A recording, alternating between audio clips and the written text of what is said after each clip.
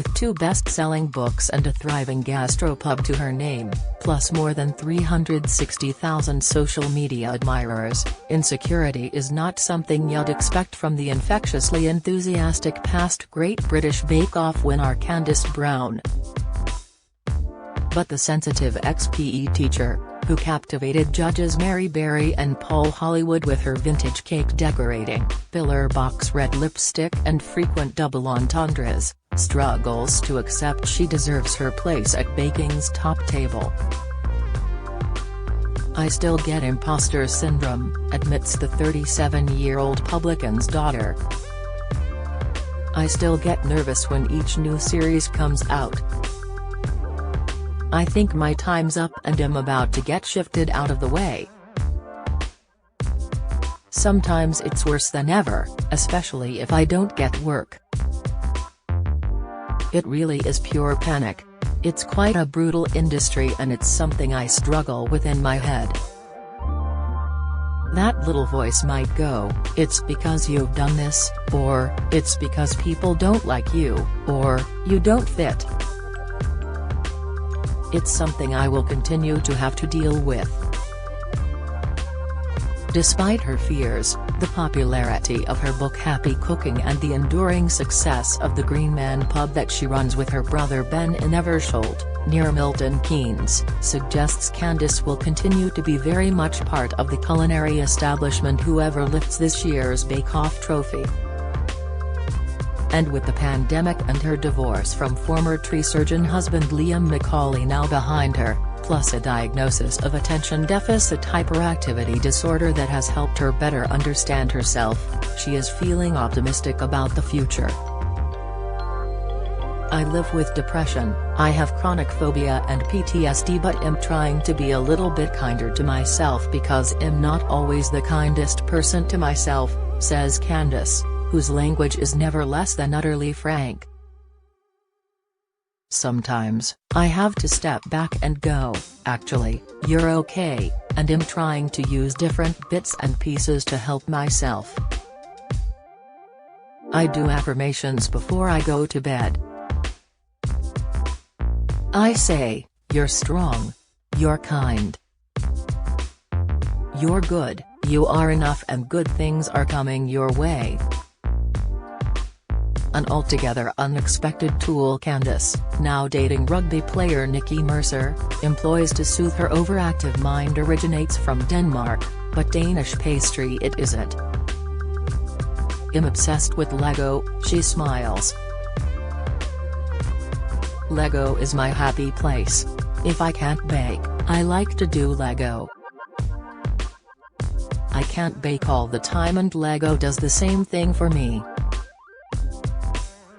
I get my head down and I just crack on with it. It's working with my hands, and it is giving my brain something to do, because my brain is very, very loud. It's very busy. I'm making loads of Harry Potter stuff right now, but my dog Severus keeps eating my Dumbledore figure. I've part-made the Hogwarts Express and I've got Hermione, but her head is missing. I'm also making the Spice Girls heads, and I'll do Adele too when she comes out. I'd love to do a Bake Off Lego creation with Mary Berry and she's tiny so wouldn't need too many bricks. Maybe they should do the Bake Off tent. Why haven't they done that yet? I'm going to speak to the Lego people." Another Bake Off Lego fan is Judge Paul Hollywood, according to Candice. "It doesn't surprise me that Paul's into it at all," she says. "I think a lot of people love it, whether it's sporty people or creative people, and it's such an all-consuming activity. It's brilliant for calming your brain down." Lego aside, Candice's current focus is on her gastropub The Green Man, which, after being forced to close for several months during the pandemic, is now flourishing. And as well as giving punters the opportunity to sample her baking, Candice is passionate about sustainability and has teamed up with Heineken Smart Dispense to launch the first evergreen pub guide, featuring Britain's most environmentally progressive hostelries. She explains, "I love doing things I can speak passionately about, and sustainability is hugely important to my brother Ben and I. We've had a massive drive on recycling, and we use as many local suppliers as possible to reduce food miles." Visitors to the refurbished 200-year-old inn she took over in 2018 also get the chance to see Candice, whose parents ran pubs in North London and Bedfordshire when she was growing up, pulling pints behind the bar. And so far, she's not had to eject any undesirables, unlike her small-screen heroine Peggy Mitchell, played by the late Dame Barbara Windsor. "I was incredibly lucky to meet Dame Barbara before she died," says Candice. "My fellow Bake Off contestants used to call me Babs because of my laugh and my innuendo, and I love anything vintage. I love old things. I love old films. I love old comedy. Carry On is one of my favorite things in the world, so I fell in love with Dame Barbara through EastEnders. I used to love watching her say her famous catchphrase, 'Get out of my pub.' I've not had to say those words yet, but, if the day comes, I think he'll be able to pull it off." Candice's real-life encounter with Dame Barbara is one of her most cherished memories. It led to a tender friendship with the star's widower, Scott Mitchell. "Scott has become one of my closest friends. He's a gorgeous human. He really is. He's an absolute angel. We're both ambassadors for Alzheimer's research as I lost my granddad to Alzheimer's," Candice continues. "We both attended an awards ceremony and Dame Barbara was there. She's tiny and just as beautiful as you'd imagine she would be, and she had a real presence. I just said to her, 'Dame Barbara, it's just an absolute honor to meet you. I've always adored you. Candice,' and she said, 'I know who you are.'" When Candice revealed her fellow Bake Off contestants used to call her Babs, Dame Barbara laughed, "But where are your bosoms?" Candice continues, "I said, I know. I've been asking myself the same thing for 25 years.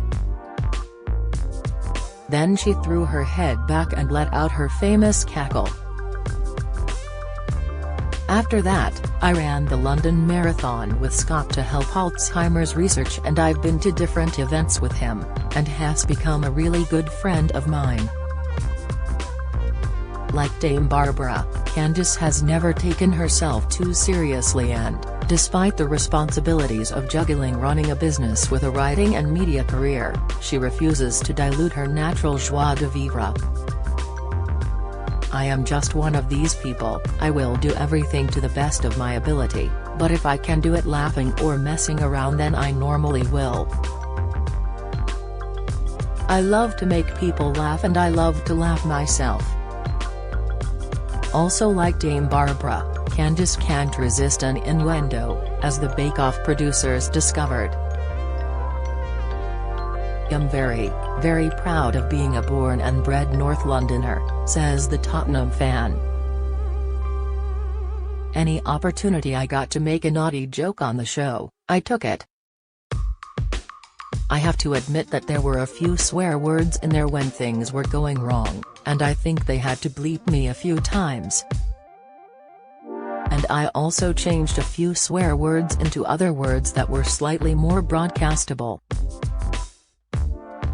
Candice has been taking a break from her busy life to catch up with this year's contestants, swapping WhatsApp messages with the class of 2016 and breathing a sigh of relief that she can just sit back and enjoy the show. "When I watch it and that music starts playing, I know exactly how they're feeling," she says. "And I know that feeling of terror and fear and excitement and pure and utter joy that they will all be feeling. The Bake Off family is a very, very exclusive one and a very lovely one, but it's a fantastic family to be part of. Candice Brown is working with Heineken Smart Dispense to launch the first evergreen pub guide. See greenpubguide.co.uk for more information.